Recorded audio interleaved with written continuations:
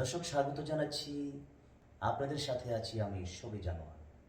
আপনারা জেনে অবাক হবেন যে আমি বর্তমানে সৌদি আরবের মদিনায় অবস্থান করছি।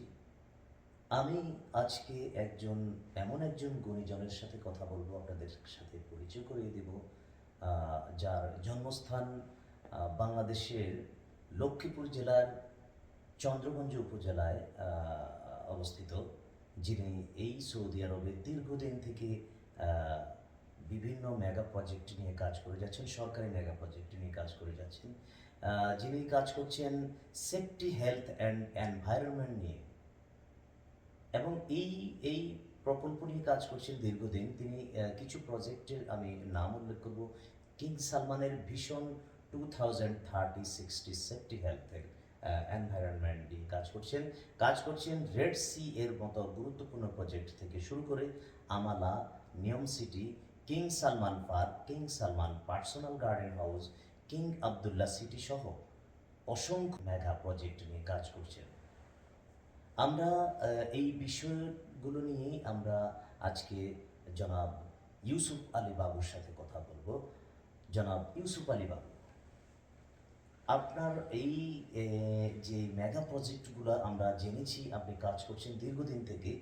আপনি সেফটি, হেলথ, এনভায়রনমেন্ট নিয়ে দীর্ঘদিন থেকে কাজ করে যাচ্ছেন, যেটা আমাদের বাংলাদেশে অত্যন্ত গুরুত্বপূর্ণ।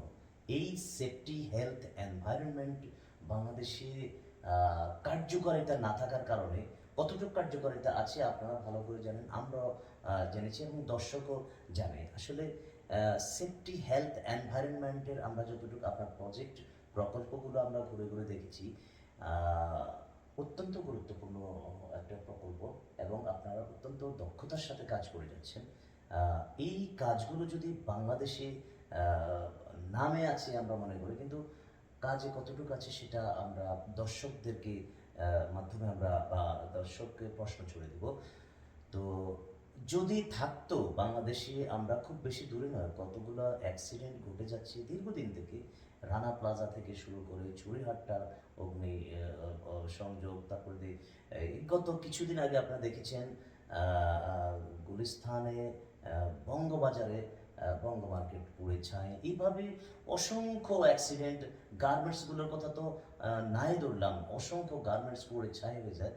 তারপরে আপনারা কিছুদিন আগে দেখেন উত্তরাতে একটা স্কুলে কোমলমতি শিশু অসংখ্য লাশ আমরা দেখেছি, যেটা অত্যন্ত দুঃখজনক। আপনারা আপনারা বিদেশের বুকে আপনারা দেখেছেন যে একটা বিমান এসে একটা চলমান স্কুলে ঢুকে গেছে। তো এইভাবে তারপর আমরা দেখেছি যে আপনার এয়ারপোর্টে গার্ডার, ফ্লাইওভার ব্রিজের গার্ডার ছুঁড়ে ফেলে বা গার্ডার ভেঙে পড়ে একটা অ্যাক্সিডেন্ট হয়েছে। এইভাবে অসংখ্য অ্যাক্সিডেন্ট আমরা, নজিরবিহীন ঘটনা আমরা দেখেছি, যেটা মোটেও বাংলাদেশের জন্য কাম্য নয়। তো এই বিষয়টা নিয়ে আমাদেরকে আপনি কিছু বলবেন। আপনি বলবেন, আমরা জেনেছি বিগত ইন্টারিম গভর্নমেন্টের সময় সমন্বয়কদের সাথেও, সরকারের সাথে আপনারা বা আপনি কথা বলতে চেয়েছেন এবং বলেছেনও এই বিষয়গুলো নিয়ে। অসংখ্যবার আপনি নক করেছেন এবং দেশের জন্য কিছু করতে চাচ্ছেন আমরা জেনেছি। বাংলাদেশের সেফটি, হেলথ, এনভায়রনমেন্ট নিয়ে আপনার প্ল্যান যদি থাকে, আমাদের মাধ্যমে দর্শকদের কাছে, পুরো জাতির কাছে শেয়ার করতে পারেন। আপনি কিছু বলুন। বিসমিল্লাহির রহমানির রহিম। প্রথমত আমি শুকরিয়া আদায় করি আমার মহান রবের প্রতি, আজকে আমাকে এই পর্যায়ে নিয়ে আমাকে বসানোর জন্য। তো আলহামদুলিল্লাহ, আমি কাজ করতেছি সৌদি আরবে কিং সালমান 2030-60 ভিশন নিয়ে। তো অ্যাকচুয়ালি আমরা এইখানে আমাদের মূল মোটিভটা যেটা, সেটা হলো পৃথিবীর বিভিন্ন দেশ থেকে যখন একজন লোক এখানে কাজ করার জন্য আসে, যেই কাজেই আসে, তখন উনি একটা মেডিকেল ফিটনেস নিয়ে এখানে আসে। আনফিট কাউকে কিন্তু কোনো দেশের গভর্নমেন্ট কোনো দেশে পাঠায় না। আমরা ফিটনেস দিয়েই তাকে আমরা এখানে পাঠাই। তো আমাদের মূল মোটিভটা হলো, যেই ফিটনেস নিয়ে উনি আসে, ওই ফিটনেস নিয়েই ওনাকে আবার ওনার ফ্যামিলিতে ব্যাক করা। এটা হলো আমাদের মূল উদ্দেশ্য এবং মূল জব। আমরা আসলে তিনটা সেক্টর নিয়ে কাজ করি: সেফটি, হেলথ অ্যান্ড এনভায়রনমেন্ট। তো আমরা যে শুধু সেফনেস নিয়ে কাজ করি তা না, আমরা পরিবেশ নিয়ে কাজ করি, আমরা স্বাস্থ্য সুরক্ষা নিয়ে কাজ করি। তো সেই ক্ষেত্রে দেখেন, আমরা সকাল থেকে সন্ধ্যা পর্যন্ত একের পরে ট্রেনিং থেকে ট্রেনিং করাইতে থাকি। আমরা টিবিটি করাই। সকালবেলা মর্নিংটা আমাদের শুরু হয় টুল বক্স টপ থেকে। তারপরে যখন নতুন লোক আসে তখন তাদেরকে আমরা ইন্ডাকশন করাই এই প্রজেক্ট সম্পর্কে, এই প্রজেক্টের সেফটি রিকোয়ারমেন্ট কি, হ্যাঁ, আচ্ছা, কীভাবে কাজ করলে একটা লোক বা একজন ওয়ার্কার সেফ থাকবে সেটা নিয়ে। তো অ্যাকচুয়ালি আমাদের পার্শ্ববর্তী বন্ধু দেশ ইন্ডিয়া, পাকিস্তান, নেপাল, শ্রীলঙ্কা, ইজিপশিয়ান বিভিন্ন দেশ থেকে কাজ করার জন্য বিভিন্ন দেশে যায়। তো যাওয়ার সময় প্রত্যেকটা দেশ থেকেই বিদেশে যাওয়ার যে প্রাথমিক শিক্ষাটা সেটা দিয়ে দেওয়া হয়। ওয়েল অ্যান্ড গুড, আমাদের দেশেও ট্রেনিং সেন্টারটা আছে আমার জানা মতে। আমাদের 64 জেলাতে 100টা ট্রেনিং সেন্টার আছে। তো আমাদের যে ট্রেনিং সেন্টারগুলা, ওইখানে শেখানো হয় কিভাবে ইমিগ্রেশন ক্রস করবে। আই এম নট শিওর কিভাবে ইমিগ্রেশন ক্রস করা হয়, বা ভাষাগত কিছু বিষয় বা দিক নির্দেশনা কিভাবে চলতে হবে, কিভাবে টাকা আদান প্রদান, ইট মিনস রেমিটেন্স যেটা, এটা কিভাবে করা যাবে। কিন্তু আমাদের মূল পয়েন্ট যেটা, উনি এসে উনি যে কাজটা করে টাকা আর্ন করবে, ওনার কর্মক্ষেত্রটাতে উনি কতটা সেফ বা কিভাবে নিরাপত্তার সাথে কাজ করবে, যে প্রাথমিক ধারণাটা, এটা কিন্তু আমাদের দেশ থেকে প্রপারলি দেওয়া হচ্ছে না। তো যখন আমরা নতুন লোকগুলা রিসিভ করি আমাদের প্রজেক্টে বিভিন্ন দেশে, তখন আমাদের বাংলাদেশ থেকে যে লোকজন আসে কাজ করার জন্য, ওনাদের সেফটি, হেলথ অ্যান্ড এনভায়রনমেন্ট সম্পর্কে কোনো আইডিয়া থাকে না। এই বিষয়ে আপনাকে একটু যদি একটু আমরা মানে আপনাকে আপনার কাছ থেকে জানতে চাচ্ছি, সেটা হচ্ছে আমরা তো জানি যে সরকারিভাবে এই যে জনশক্তি প্রেরণ করা হচ্ছে, সরকারিভাবে একটা ট্রেনিংয়ের মাধ্যমে এই জনশক্তি রপ্তানি করা হচ্ছে। সেই ট্রেনিংটা কি? সেই ট্রেনিংটা কি সেফটি, হেলথ, এনভায়রনমেন্টের আওতায় পড়ে না, নাকি শুধু নামমাত্র ট্রেনিং দিয়ে পাস করে? আপনি এই বিষয়ে একটু যদি বলতেন। যদিও এই বিষয়টা আমি ক্লিয়ার না, তারপরও আমি যে লোকগুলা রিসিভ করি আমার জায়গা থেকে আমি বলবো যে নামমাত্র ওনাদেরকে একটা ট্রেনিং দিয়ে ছেড়ে দেওয়া হয়। ওইখানে 3 দিন বা 5 দিনের একটা ট্রেনিং চলে, বাট প্রপার কোনো ট্রেনিং হয় না আমার হিসাব। যদি হতো, আর ওইখানে ওই ট্রেনিং সেন্টারগুলোতে সেফটি ডিপার্টমেন্ট আছে বলেও আমার মনে হচ্ছে না। আচ্ছা, যদি থাকতো, ন্যূনতম পিপিইস, পার্সোনাল প্রোটেক্টিভ ইকুইপমেন্ট যেটা, এটা সম্পর্কে ন্যূনতম আইডিয়া থাকতো যে একটা প্রজেক্টে কাজ করতে যেতে হলে ওনার কিছু জিনিস প্রয়োজন হয়, সেটা হলো সেফটি শুজ, ওনার ভেস্ট, ওনার হেলমেট, ওনার হ্যান্ড গ্লাভস, ওনার সান প্রোটেক্টিভ সেফটি গগলস। তো এগুলা কেন ব্যবহার করবে, এগুলো কেন লাগবে? দেখেন, আমরা সেফটি শুজ কেন ব্যবহার করি একটা প্রজেক্টে? কারণ এটা আন্ডার কনস্ট্রাকশন একটা প্রজেক্ট, ওইখানে আমাদের অ্যাক্সিডেন্ট ইনসিডেন্ট হওয়ার মতো অনেক কিছু থাকে, যেমন নেল থেকে শুরু করি, পেডে অনেক কিছু থাকে, এগুলো আমাদের পায়ের তলায় ঢুকে যেতে পারে। সেক্ষেত্রে আমাদের সেফটি শুজ ব্যবহার করতে হয়। তারপরে আমরা যে ইউনিফর্মটা, আমরা যে বেসটা ব্যবহার করি, ওইটা হলো যে আমরা কোন কোম্পানিতে কাজ করি, আমাদের ফার্স্ট আইডেন্টি।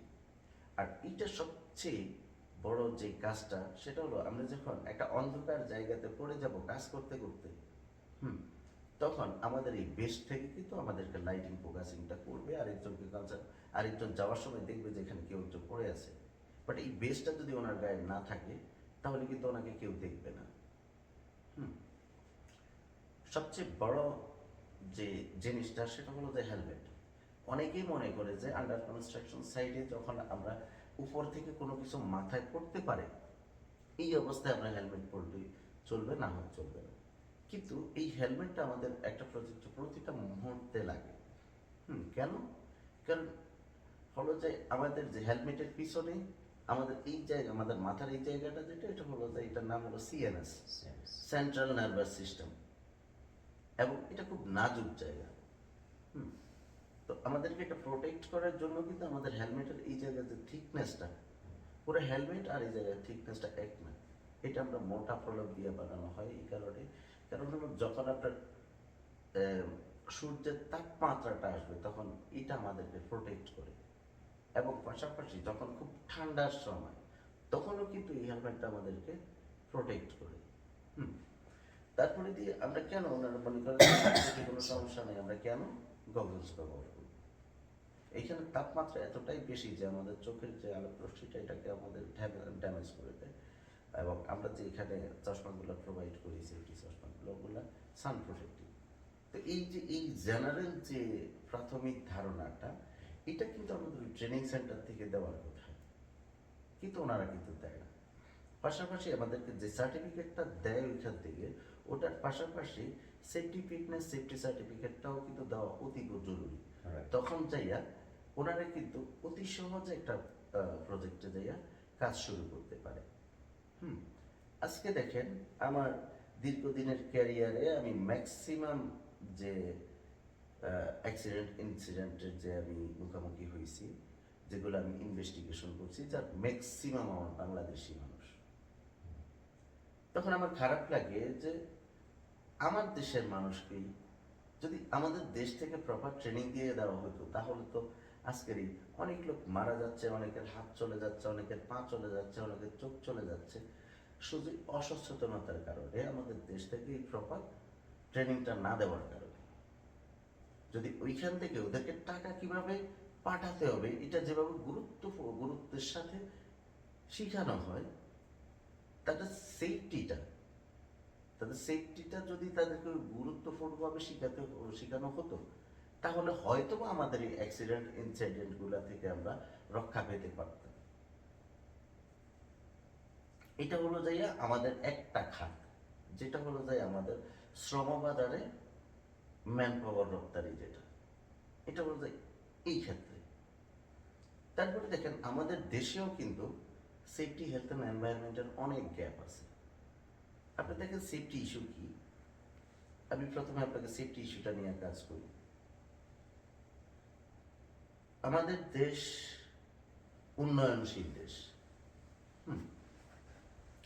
আপনি আসেন, আমাদের দেশে অনেকগুলা খাত আছে, construction safety, industrial safety, food safety, তারপর ম্যারিন সেফটি, কিন্তু আমরা কোথায় সেফ? আমাদের ওইখানে সেফটি রিকোয়ারমেন্টের জন্য আমাদের ওইখানে সেফটি রিকোয়ারমেন্টটা কি, সেফটি প্ল্যান কি, কার্যকর কি হচ্ছে? সেফটি ডিপার্টমেন্টটা আছে বলেই তো মনে হচ্ছে না। যে কেন, আমি আপনাকে বলছি, আপনি দেখেন কিছুদিন আগে মাইলস্টোনে যে বিমান বিধ্বস্ত হয়েছিল, এখানে এতগুলা তাজা প্রাণ, যেটা বাংলাদেশের ভবিষ্যৎ হয়ে উঠত, ওই শিশুগুলা যে অ্যাক্সিডেন্টটা হয়েছে, একটা অ্যাক্সিডেন্ট অ্যাক্ট অফ গড, এখানে আমার কোনো আলোচনা নাই। বাট আমার আলোচনা হলো এটা, ওইখানে যে অ্যাক্সিডেন্টটা হওয়ার পরে যে উদ্ধার প্রক্রিয়াটা, সেটাকে আসলে প্রপারলি হয়েছিল? ওই স্কুলটাতে যদি সেফটি প্ল্যান থাকতো, আমাদের প্রত্যেকটা সাবজেক্টের পাশাপাশি যদি আমাদের একটা ডিপার্টমেন্ট থাকতো স্কুলগুলোতে, ওই স্কুলটাতে যে আমাদের সেফটি ডিপার্টমেন্ট আছে, ইনস্ট্যান্ট অ্যাকশন নিত সেফটি ডিপার্টমেন্ট, উদ্ধার কাজে লাগতো, এবং এই আগুন নিভানোর জন্য ফায়ার সার্ভিসের জন্য অপেক্ষা করতো না। না, এই বিষয়টা তো আমি শেয়ার করেছি আপনার সাথে, এবং এই সেফটি, হেলথ, এনভায়রনমেন্ট এর কিছুই নেই, হ্যাঁ, পাশাপাশি দেখেন আমি এই বিষয়টা আপনার মাধ্যমে দর্শককেও জানিয়েছি। এই সেফটি, হেলথ অ্যান্ড এনভায়রনমেন্ট, এই যে একসাথে কতগুলো কাজ হয়ে যাচ্ছে, কতগুলো তাজা প্রাণ জুড়ে যাচ্ছে, আমি আপনার সাথে একমত এই বিষয়টা নিয়ে। এমনকি গত মানে রমজানের ঈদেও আমরা দেখেছি অসংখ্য গণপরিবহন যেভাবে অ্যাক্সিডেন্ট হয়েছে, এক্ষেত্রেও সেফটি, হেলথ, এনভায়রনমেন্টের প্রয়োজন। এক্ষেত্রে হ্যাঁ, আপনার যে রোড অ্যাক্সিডেন্টটা যে হচ্ছে, এই ক্ষেত্রে আমি আপনাকে বলবো এখানে সবচেয়ে বড় গ্যাপটা হলো আপনার রোড অ্যাক্সিডেন্ট, রোড রেলওয়ে, হ্যাঁ, এখানে তারপর আমি রোড অ্যাক্সিডেন্টটার কথায় আসি আগে। রোড অ্যাক্সিডেন্টটা সবচেয়ে বড় যে গ্যাপটা, সেটা হলো আপনার সেফটিতে। আপনি দেখেন, আপনি রাস্তার পাশে কতগুলো গাছ লাগিয়ে রাখছেন, কিন্তু আপনার পাশে কি আপনার কোনো ব্যারিকেডিং সিস্টেম আছে আপনার রোড সাইড দুই সাইডে? না। আপনার রাস্তার পাশে কি আপনার সাইক্লিং রোড আছে? তারপরে ওয়াকওয়ে আছে? আলাদা আলাদা কোনো লেন আছে? নাই। এতে যে হ্যাঁ, এমনকি আমরা ফুটপাত যেটা আছে মানুষ হেঁটে যাওয়ার পর ওখানেও আপনি গাড়ি দেখেন, উঠিয়ে আপনি দেয়। ফুটপাতে কি করতেছেন আপনারা?